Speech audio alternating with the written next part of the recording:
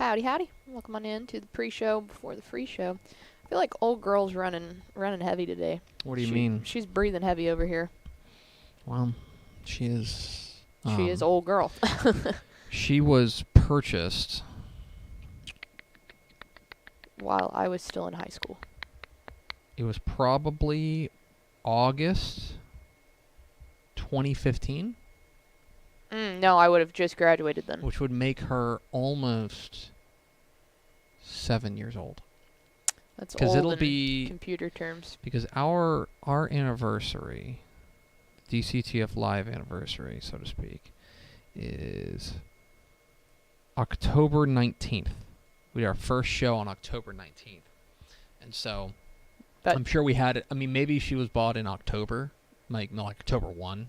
And got all set up and stuff like that. But yeah, she's been... That'd be a pretty quick turnaround. Yeah. For getting everything. My guess is that she's... August or September. Should it be 2 tickets? I got a text from a gentleman named Brian. Anyway, yeah, that is... Yeah, she's running on fumes right now. But yeah. we're working on replacements. We're working on getting this up to speed. You went to Waco yesterday. I did go to Waco. Have you ever been to the Texas Sports Hall of Fame? I had not. Okay, so that was the first time. Yeah, they let me walk through it a little bit. I was curious. I saw Dave. Okay, you saw Wax Dave. I saw Wax Dave. What do you think of Wax Dave? You know those are his real clothes. He donated those clothes. Did he really? Yeah, those are his clothes. I thought the setup of Wax Dave's office was really stinking cool. Mm-hmm. Wax Dave himself is a little... It's cool, but it gives you a little bit of heebie-jeebies. You kind of walk in and you go, whew. I very much preferred Real Dave to Wax Dave. Yes, I feel like, that should be normal for most things. I actually never saw Wax Dave and Real Dave in the same room at the same time. Well, they told me that that's where they actually hold their meetings, like their legit meetings. It's like the Dave Campbell Library. Yeah. It's very cool. If you've never been, it's a very cool building. Really thought it was cool when you walk into the Southwest Conference and it's the Cotton Bowl. Like it is literally the old school Cotton Bowl. Southwest, that's awesome. It's Dave's fingerprints are all over that place because you can see like the Southwest Conference Hall of Honor, of something, Hall is incredible. It was really awesome. And you can spend days. Yeah, I didn't get to go through it enough, but I'll be down back there for probably about 2 days in May. Did you go to the high school football section? I did. Okay. Yeah, I walked all the way through that. I like it. They are. This is my thought, and Jay Black does a great job down there at the Texas Sports Hall of Fame. This is not a knock on him. I've always thought they could make that way bigger. Feels like they are like. Feels like they have a great space that they are cramming it's so dense. So, and I'm just going to kind of blow up Mike's spot here, and he said that that's only a less than a half of what they have. Like everything else is in storage. So it's like they have so much more too. They just don't have the space right now to put it in there. And I was like, man, I would love to know what else. What other nuggets that you have in here? The other thing that was sad, they always have the state championship jerseys, like from the previous years and stuff. And there was a beloved Blum. They haven't updated it yet. No, because they're getting those all before the banquet that's coming up in May. But there was a Blum. Because all the coaches, I believe, come up for the banquet. Yes, they will. Yeah, they will all be there. They said. Yeah. So, it was. It's a cool building down there. We're trying to. You were down there for Texan Live reasons, I believe. We're gonna, see what happens there. I'm presently flashback to, maybe I told the story on the air, maybe I didn't. But flashback to December of 2020. Okay, so a year and a half ago.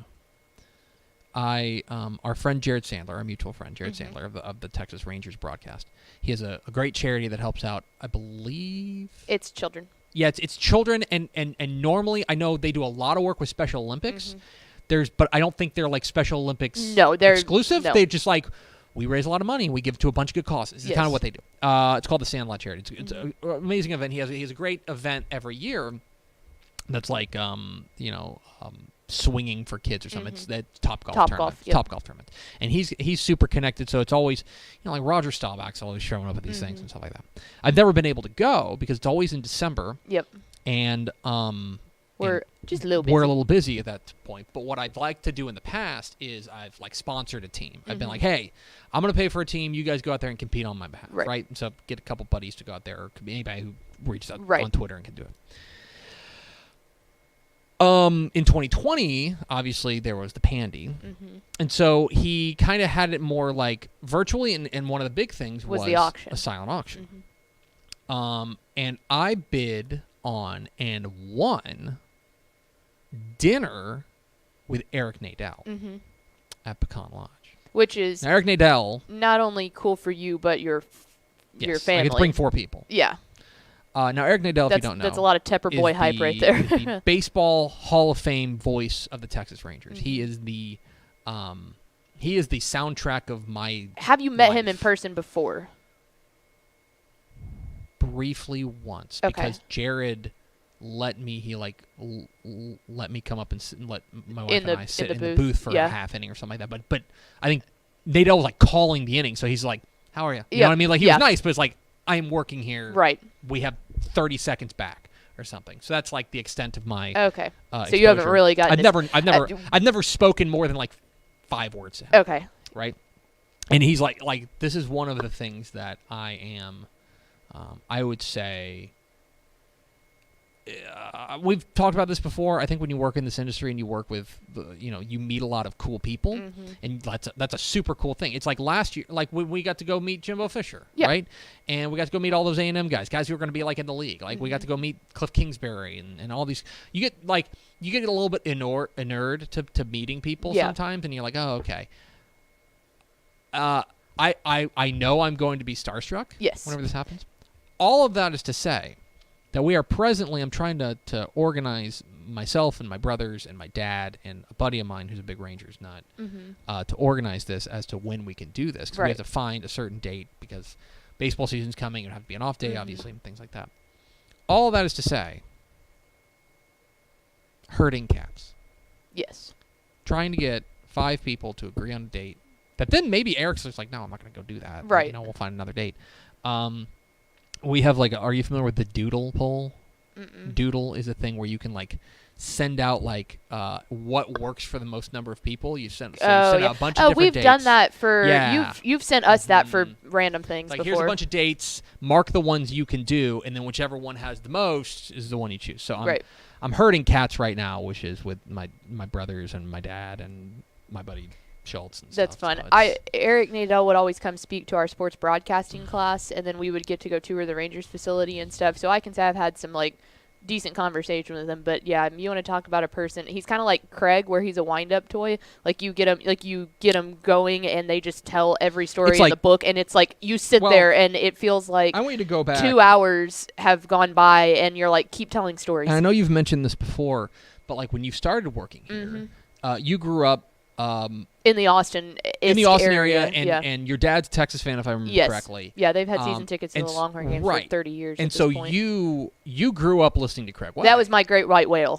That's. And so then when I gave you his number, hey, call him for the show. It was the first Tuesday for Tuesdays, of course, as so elegantly named. But yeah, no, you were like, hey, here's Craig Way. We got Craig on the phone. Yeah, we'll call him. And I said, Craig Way.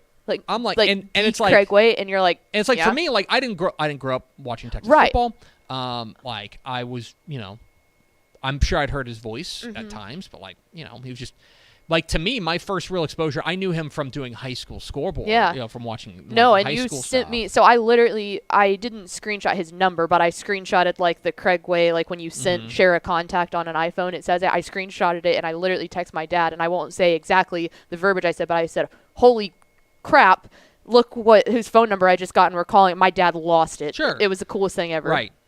I get the feeling that's how I'm going to be yes, there. That is exactly who that's how I am. And it'll be cool for you, too, to be with your brothers and dad or whoever is ended up going with you. But that'll be really cool. Anyway, we're trying to herd cats. Hit the theme expo. Pickle!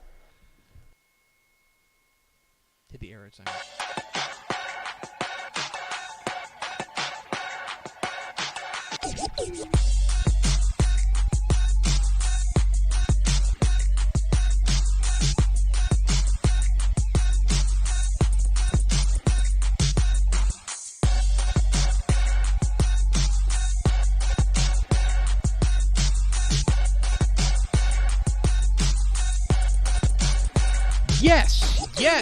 y'all. From the Dave Campbell's Texas Football Mothership here in beautiful Lewisville, Texas, it is Texas Football Today, a show that's doing it again. My name is Greg Tepper. I'm the managing editor of Dave Campbell's Texas Football, a magazine, texasfootball.com, a corresponding website. Thank you for spending part of your day with us, whether you're watching us live, texasfootball.com, Facebook, YouTube, Twitch, Twitter, all the places, or you listen to us on the podcast, which you can subscribe to on the podcast vendor of your choice. Either way, thank you for doing your part to support your local mediocre internet show. I am sitting over there at the helm today, making it sound good. She is the Duchess of the Dork. She's actually Pickle. Do you know where you're at? You good Barely. over there? But, hi, everyone. Hi. Today's Thursday, March 31st, 2022, 238 days till Thanksgiving. Here's why I have a puzzled look on my face. You look very skeptical right now. Because I'm trying to find somebody who's born today. Happy birthday, 15th birthday, to ABCDABUDU, who is a TikTok star. He's from Houston. ABCDABUDU is his name. And there's like multiple photos of this dude, all making the stupid gurning face. I'm like, that's a statement that just makes me feel old. He is the number 20 ranked 15-year-old TikTok star. Holy cow. They have rankings? Like, I just want to put this out there. He is on this website that I'm on. He is listed 3 spots ahead of Al Gore, who's also turning 74 today. Happy birthday, Mr. Vice President. And that dude was almost the president of the United States, and he is being beaten by ABCDABUDU, who is the 20th ranked 15-year-old on TikTok. He's not even the most popular TikTok star born today. That would be Anna Stowell, who is turning 21 today. She is the number 1 ranked Anna. Where do I website. Rank? Like, I don't have a TikTok, but do you think I could get ranked in something? We deserve to be destroyed. It's episode 1359. On today's show, friends, we've got a top 10. I've got my top 10 most intriguing 2022 Texas non-conference college football games. It's a lot of word salad, but I think it makes sense. Yeah, you're taking up my entire lower third over here. And then back half of the show, we had some friends from Tyler come in to talk about the Earl Campbell Tyler Rose Award and all the things that they do there. We will hear from them a little bit about one of the most prestigious awards in Texas college football. We'll get into that in the back half of the program. Do we first 4 through the door? We sure do. It was Rob Hadaway, Nick Morton, Tony Blaylock, and 03 Bodied Stepside. Welcome in, fellas, and possibly lady fella. I don't know about Bodied Stepside. Is he or she related to ABCDABUDU? It very well could be, and we're about to get a complaint letter for not being respectful enough of said TikTok star. We absolutely deserve to be destroyed. Okay. It's Top 10 Thursday. List Thursday. It's List Thursday. And on today's list, the college football schedules are in Texas college football for 2022 are mostly out. Some of them being changed, as in yesterday. So if you didn't hear, we mentioned this a few weeks ago, but Conference USA, there were 3 schools, Marshall, Old Dominion, and Southern Miss, who are leaving for the American Athletic Conference. Early. And they have said, we want to leave now. The idea was everyone's going to leave for the 2023 season. Yes, play one more and then be done. But because, like, for example, Rice is moving to the AAC. North Texas is. North Texas, UTSA. Mm-hmm. They're moving.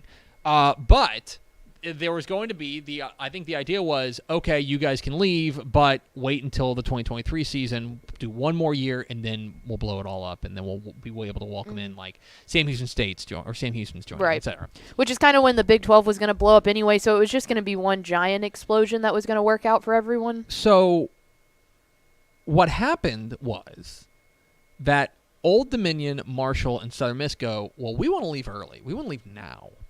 And Conference USA was like, well, no.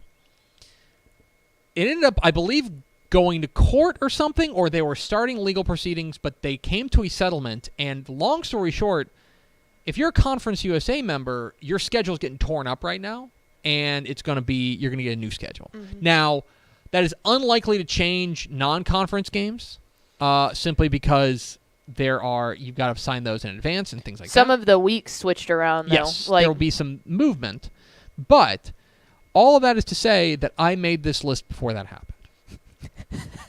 So, I've come up with my 10 most intriguing non-conference college football games in Texas in 2022 across all 12 FBS teams. And by the way, before we start, I have tried to. There were some games that got left on the cutting room floor. I tried to spread this out a little bit more. That, like, for example, you may be like, well, why isn't somebody plays Colorado? I want to say like for example, TCU has a bunch of really interesting non-conference games. Yeah. I believe I limited them to one. I tried to limit them as much as possible to spread this out. So we'll start with number 10. Rice at USC. Okay. So I want to be very clear about this. Rice is probably not going to win this game. It would be cool if they did. It would be super cool if they did. They'll be big underdogs. But this is super intriguing simply because Rice gets to be the first salvo at Lincoln Riley, USC head coach. There will be a lot of attention paid to this game. Rice will get some of that attention simply because they're going to be there too. And you get to go play out there, which is awesome. They're going to be major underdogs. But can you imagine the craziness if Rice was even just to stay close? If they were to lose this game 31-24, can you imagine the panic that would set off? Oh yeah, Lincoln Riley Angeles? Panic, Caleb Williams panic, It would all be of it. spectacular. And by the way, a lot of moving parts at USC. Rice going to be a little bit more stabilized. Keep an eye on that one. That's number 10. Number 9. Boise State at UTEP. So you remember last year, Boise State, UTEP went up, I believe, like week 3. It was right after or right before we went out to El Paso. Yes. They were flying up to Boise to play UTEP, and that was or UTEP was flying up to Boise to play Boise State, and that was UTEP's big non-conference test. Yes. It did not go well for UTEP, No. but in talking with folks out there, they feel like we went out there and we just didn't play well. They felt like if they had played well, they would have had an opportunity. It was also, wasn't it a weird kickoff time, or was I making that I up? want to say it was a late night kick. Yeah, it was real weird. And so now Boise gets the return, or UTEP gets the return game back at the Sun Bowl. And I think this is going to be a really nice measuring stick for how sustainable UTEP football is. They get them at home, where they were very good last year, and there are some key components there to what UTEP's going to be bringing back. But how do they measure up? Do they go out there and they get their doors blown off, and is it back to same old UTEP? Or do they hang a little bit better with Boise, or maybe even beat them? I give them an opportunity to do that. So that is my number 9 pick, Boise State at UTEP. Number 8. UTSA versus the Land Troops. So UTSA is going to West Point in week 2. And again, a lot more attention. The problem with being good is that you get a lot more attention the next year. And UTSA has got some key pieces to replace, including Sincere McCormick, including a couple key pieces on the defense. There's going to be a lot of hype around UTSA. And now they go on the road to play Army, to play the troops and play that triple option. They played Army last year, correct? They did. Back home. Yeah, and they won. Yeah. But this is a tough matchup. I mean, going on the road, Mitchie Stadium is not fun to play in. Switching time zones. They're switching time zones depending on when this game kicks. If it's an early kick, that would be another advantage for Army. Playing the triple option is a chore, and it's still going to be week 2, so there's going to be a lot of questions about what UTSA looks like. That's why it's my number 8 most intriguing non-conference game. Number 7. Baylor at BYU. A lot of intrigue in this one. Again, the knock on Baylor for a long time was they just never scheduled anybody in non-conference. Well, now they've scheduled somebody in non-conference, and it's a future Big 12 bunkmate. Yep. Remember, BYU is going to be joining the Big 12 here in a couple of years. Baylor is now going up to Provo. They lost at home last year to BYU, didn't they? them. I believe that, or they played them really tight. Let's see. That's a great question. Because I think we remember saying something. Someone said, "Welcome to the Big 12," and I don't remember which way it went. 2021. Baylor won. Okay. But it was a tight game. It's 38-24. Okay. It ended up being a really good win for Baylor. Mm-hmm. Now they got to go on the road to BYU. There's a lot of intrigue here because remember their offensive coordinator at Baylor is Jeff Grimes, who used to be the offensive coordinator there at BYU. Mm-hmm. How does that translate? What do they have a little bit of an axe to grind a little bit? I'm very intrigued by this. It's a legitimate, tough road non-conference game for Baylor that we haven't seen them play in a little bit. So very interesting. Baylor at BYU. Number 6. SMU at North Texas. In the season opener. UNT actually has a week 0 game for the first time in program history against UTEP. So we start off with a conference game now. Oh, never mind. In week 0, conference game in El Paso. Yeah, for now. For now. We'll see how this goes. So it's definitely the opener for SMU. Yes. SMU is going to come calling to North Texas. And there's a ton to pay attention to here. One, it's the debut of Rhett Lashley. Yep. There as SMU. They've, of course, got some pieces to replace.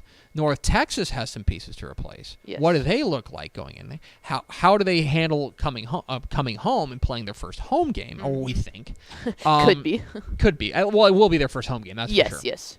So a lot of moving parts here, and I think we'll get a really nice early glimpse at to what both these Texas programs look like in 2022, with SMU going to North Texas in week 1, the opener for now for SMU, and the second game for North Texas. Into the top 5, number 5. How about a Conference USA? This is fixing to be a future conference matchup, but Houston Correct. at UTSA. Yeah. This has now replaced this is the stand-in for, you remember last year Houston opened with Texas Tech. Mm-hmm. And it was the anxiety bowl of, oh my gosh, the winner of this game probably going to keep their job. The loser of this game probably not. And boy, howdy, were we wrong. It was complete opposite. Matt Wells lost his job. Dana Holgorsen went off and had one of the best years in Houston history. Now Houston's got to go to UTSA. A lot of expectations around Houston to contend for and potentially win the American Athletic Conference. UTSA, of course, the defending Conference USA champions. This is a certified outstanding game. How does Houston handle going on the road in their opener? And figure out exactly what they are. I think there's a lot of moving parts with Houston, and we're going to find out exactly what happens in week 1. This game would be less interesting in week 4. In week 1, it's really fascinating, and so it's my number 5 most intriguing non-conference game. To number 4. This one flew under my radar, but Miami at Texas A&M. Yeah, I don't know if you guys knew this, but that's pretty cool. The Hurricanes are coming to Texas Kyle A&M. Field, yeah. Coming to Kyle Field. And look, A&M usually does this. They usually schedule one power, and I think it might even be an SEC edict, but they usually schedule one Power 5 non-conference game. Yeah, because then they'll play their weird week 11 game against some team that they should smash. So it's Florida. They play Miami this year, right? In 2023, they are going to Miami. Okay. 2024, they host Notre Dame. Ooh, that's 2025. They're at Notre Dame. They've got a home in 26-27 with Arizona State, and then they get Louisville 28-29. How about that? So they've got these games they've scheduled. Now Miami has a new coach. Perhaps you heard. They are trying to figure out exactly what they are. There's a ton of resources being pumped into them now that Mario Cristobal is there, kind of guy coming home from Oregon to take over. And look, they're going to be playing with a chip on their shoulder, and this would be a signature win for Miami. Mm-hmm. Make no mistake, I think A&M's going to be the favorite in this game, not just because they're at home, but I think they're the better team. But they are facing a team that I think is going to want to make a statement. And I'll need to check. I want to see what Miami's schedule looks like. This might be their first actual game. Yeah. So they play Bethune-Cookman and Southern Miss. Okay. So they're going to be 2-0 coming into this game. This could be a matchup of undefeated, almost certainly, because A&M opens. Although A&M plays Sam Houston, they should win that. But then Appalachian State's not a pushover. No. I would just say that for A&M, they need to be on the lookout for a team that is hungry to show that things are different at the U. That's number 4. Number 3. Let's run it back. Houston at Texas Tech, going to Lubbock this time. Remember, this game was at NRG last year, and Tech went in and made a big comeback and beat Houston. We thought this was a real telltale sign of where things were going. Not the case, obviously. They have really turned things around, and this is also a future Big 12 matchup. Yes. But this is a game that I think is really intriguing. It is the first FBS game for Joey McGuire as the head coach at Texas Tech.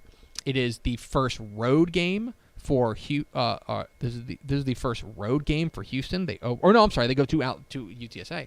So how do they progress? You hear all the time that you make the most growth between week 1 and week 2. How much does Houston grow? How much does Tech grow?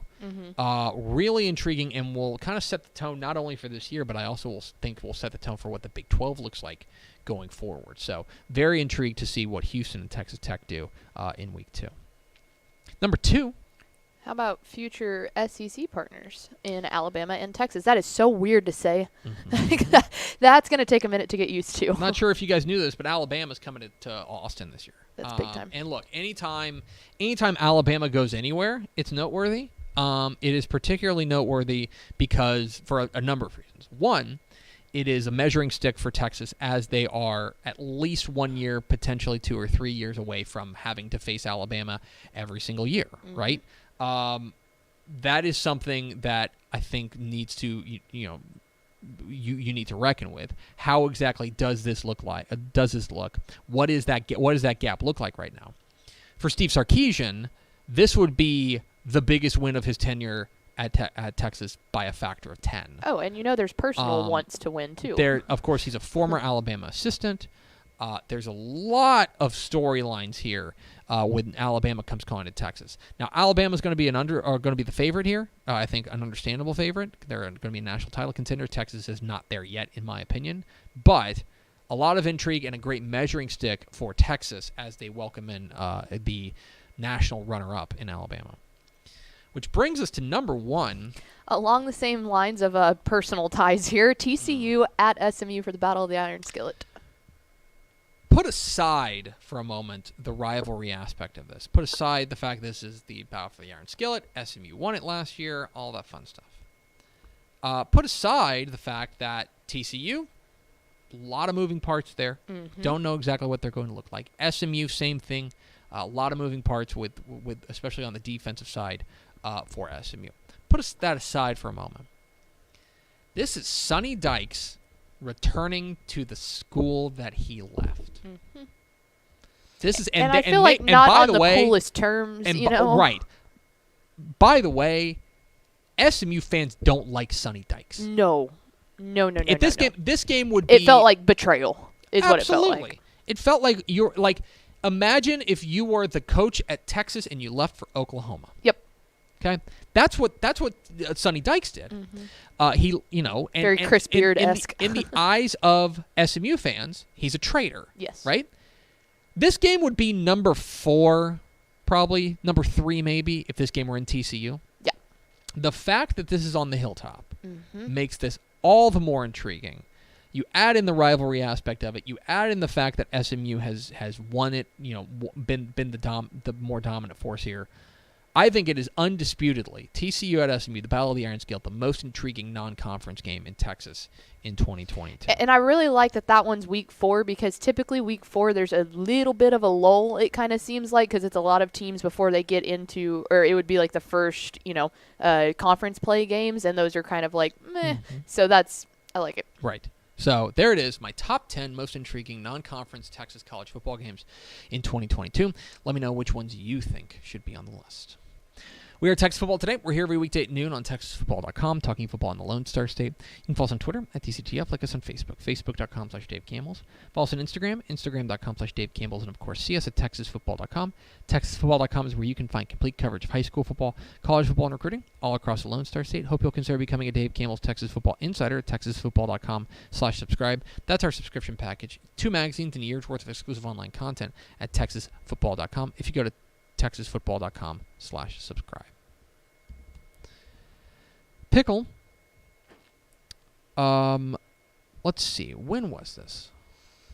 Oh gosh, it was last week. Last Thursday. Yes, that sounds That about feels right.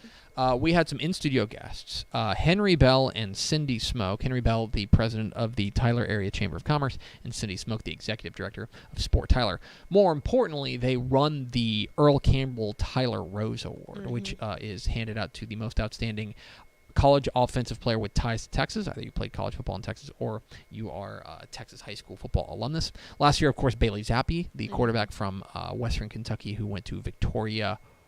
Ooh, hold on. I will get. I would like to go to Victoria at some point, so I want to make Victoria East. Victoria East. He won it. Guys like Kyler Murray and Baker Mayfield have won it in the past. In any case, we had a great conversation about the award. Here's our conversation with Henry Bell and Cindy Smoke of Tyler and the Tyler Rose Award here on Texas Football Today.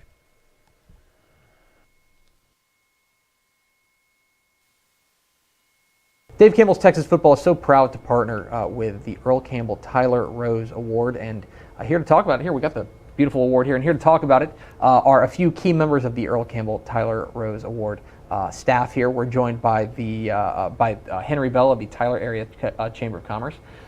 Henry, how are you? I'm doing great. Thanks for having us. And we are joined by Cindy Smoke, the president of Sport Tyler. How are you? I'm great. How are you? Thank you so much for joining us. Let me start with you, Ms. Smoke. For those who don't know about the Earl Campbell Tyler Rose Award, what can you tell people about this honor? Well, it's a D1 college football award. It's handed out to the best offensive player in the country that has ties to Texas. And that could be either born in Texas, played Texas high school football, played at a Texas JUCO, and then maybe transferred out of state, or is currently playing for a D1 Texas college.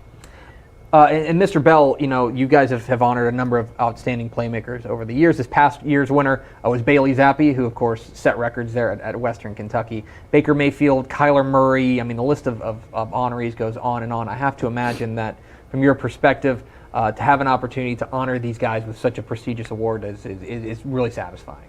It really has. Our original goal was to not only honor the players, but bring some recognition to the Earl Campbell brand, of course, and to our community. I mean, we're pretty lucky as a community as to have a famous football player who's not only still alive, but his nickname had the name of our community in it. So, you pick it up with the Tyler Rose, which is an advantage we have over a lot of the other awards. You could hear someone mention the Davy O'Brien Award. Well, people don't necessarily where that originates from. Right. So. Yeah, there's no mistaking where the Earl Campbell Tyler Rose Award is located. And Ms. Smoke, I have to imagine that, of course, Earl Campbell, the legend, they're not only in East Texas and not only in Texas, but, renowned around the world. I have to imagine that really gives you guys such a great entree to tell people about Tyler and this part of the world, East Texas. Absolutely. He, we have a gift shop downtown at our visitor center, and we've got a book that was written about Earl, and we've got a few other gift items. But you can mention his name, and everyone knows who he is and knows, what he achieved, and it opens up a conversation for sure. Mr. Bell, I would be remiss if we didn't mention that our late founder, Dave Campbell, often joked that Earl Campbell would call him, Uncle, Cousin Dave, stuff like that. Maybe the two most famous Campbells in Texas football history kind of linked together, and so to me, it feels like that's such a natural fit to have Dave Campbell's Texas Football partnering with the Earl Campbell Tyler Rose Award. Yeah, it really is. Not just the name identity, and as a matter of fact, we were talking to Earl's son Christian this morning, and he said the same thing, that Earl said he always called him Cousin Campbell. So Cousin so Dave. it kind of went both ways, but yeah, it's a natural fit, and anybody who grew up in the state of Texas like I did, Dave Campbell football magazine was, part of your life. So it wasn't a real natural fit. Ms. Smoke, one of the things that I think I've always appreciated about working here is that we do get to partner with an award like this, and we've had a vote on our Yes. staff here. I have to tell you that sometimes I don't like having a vote because you guys throw too many good players on the ballot, and you're saying, hey, you go sort them out. But to me, that speaks to what a great relationship we have with Sport Tyler and with between Dave Campbell's Texas Football, the award, but also Sport Tyler and the city of Tyler. That's right. We both are spotlighting Texas athletes, and what was so eye-opening to us was as we began this journey, and we do a weekly Player of the Week. You look at all of the talent pool that's out there playing all over the United States, and especially with the transfer portal opening up, these kids are everywhere. I mean, Bailey's a prime example. Western Kentucky, they up until this past season, they hadn't even had a nominee for the award. So, but we both are spotlighting the talent, and I think that not only the name recognition between the both of us and just what we do as individual organizations, it's just a perfect combination, a perfect fit for us. Well, I'm going to do something dangerous on live TV. Which Be is careful, I'm trying to pick it's this heavy. thing up. This thing is heavy. It's very heavy, and this is, I think people, you think of like iconic trophies and stuff like that. You think of, the Heisman Trophy and things like that.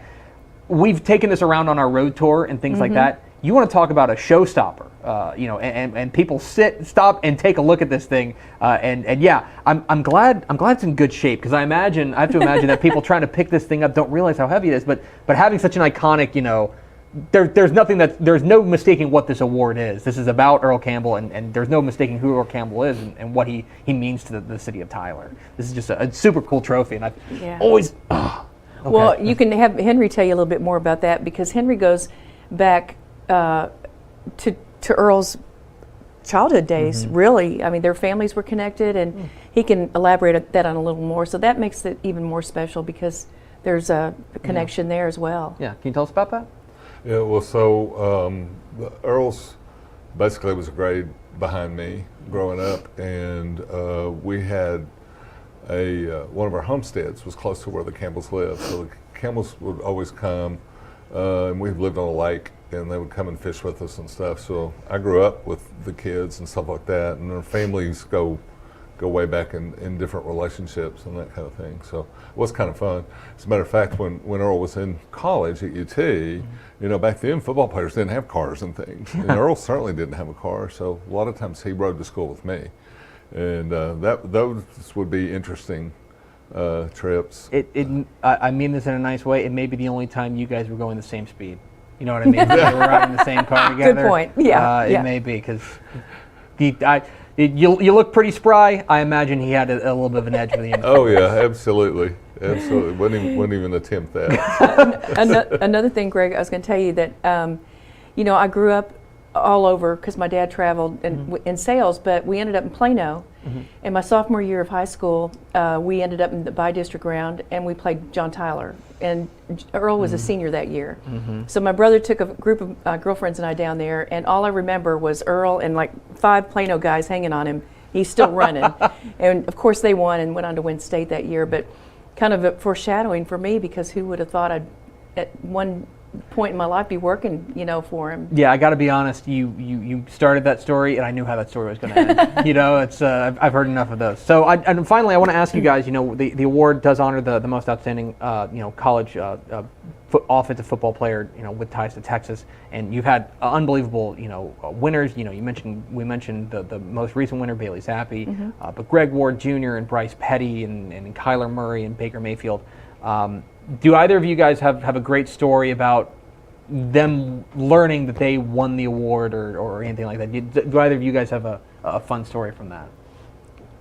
Well, basically, we do it a little bit different with our award.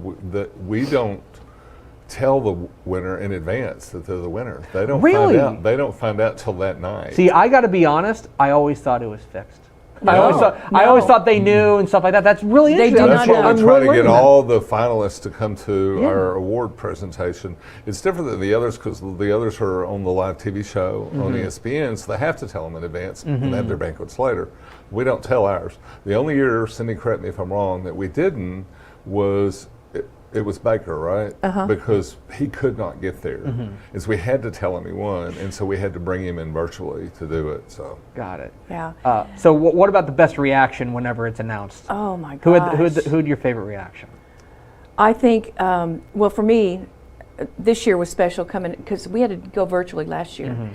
And Bailey, just because he is at a school that probably isn't looked at as a top tier school that would produce a winner for this award, but and he was, all the kids were excited to be there, but he was just very humble. And but then last year when Kyle Trask won it from quarterback from Florida, same reaction. Just he couldn't believe he overcame a lot of adversity to get to where he was, and it's just they're all so appreciative, and I just love seeing these guys spotlighted for their hard work all season and being thankful for where they are. Oh, it's an outstanding award, and we love being a part of it here at Dave Campbell's Texas Football. The Earl Campbell Tyler Rose Award, Henry Bell from the Italian Chamber of Commerce, and Cindy Smoke from Sport Tyler. Guys, thanks for joining us and Thank talking you a for little bit having about the us. award. Appreciate it. There they are, Henry Bell and Cindy Smoke with the Earl Campbell Tyler Rose Award. It was in here at one point. I moved it back, Okay. and you literally have to carry it like a small child because it's so heavy. Not a small child. a A large child. beefy child.